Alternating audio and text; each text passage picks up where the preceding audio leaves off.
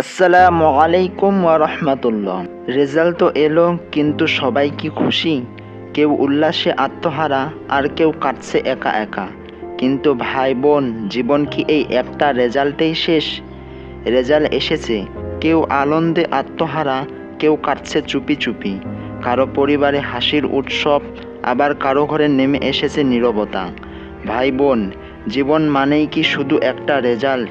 তুমি কি জানো, কাগজের এই ফলাফলটা কখনোই তোমার ভবিষ্যতের গ্যারান্টি নয়।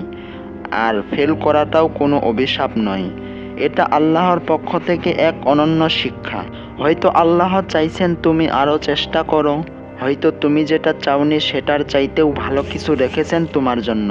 কারণ কোরআনে আল্লাহ বলেছেন, তোমরা কোনো কিছু অপছন্দ করো, অথচ তাতে তোমার জন্য কল্যাণ থাকতে পারে। সূরা বাকারা আয়াত নং 216। যারা পাশ করেছো, অহংকার নয়, শুকরিয়া আদায় করো।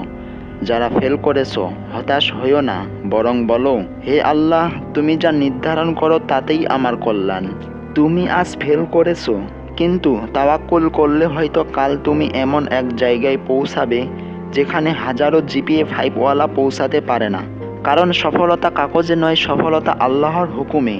রাসূলুল্লাহ সাল্লাল্লাহু আলাইহি ওয়াসাল্লাম বলেছেন, যদি তুমি আল্লাহর উপর ভরসা করো, তবে তিনি তোমাকে রিজিক দিবেন ঠিক যেভাবে পাখিকে দেন। তিরমিজি। কাজেই ভাই বোন, সবুর করো, তাওয়াক্কুল করো, আবার শুরু করো। দুনিয়ার পরীক্ষায় ফেল মানেই আখিরাতের ব্যর্থতা নয়, বরং এই ব্যর্থতা হোক তোমার জন্য সাফল্যের নতুন শুরু। যারা আজ কাঁদছো, তারা জেনে রেখো, আল্লাহ তোমার কান্না শুনছেন। তুমি যেদিন সত্যিকারের চেষ্টা করে এগিয়ে যাবে, সেদিন কেউ তোমার সফলতাকে থামিয়ে রাখতে পারবে না। তাই সবর করো, তাওয়াক্কুল করো, আবার শুরু করো। ঘুরে দাঁড়াও, ভেঙে পড়ো না। ইনশাল্লাহ এই ব্যর্থতাই হবে তোমার ভবিষ্যতের সবচেয়ে বড় সাফল্য। আল্লাহ আমাদের সবাইকে সঠিক বুঝদান করুক। ভিডিওটি ভালো লাগলে শেয়ার করুন। এমডি আবু সাঈদ চ্যানেলটি সাবস্ক্রাইব করুন।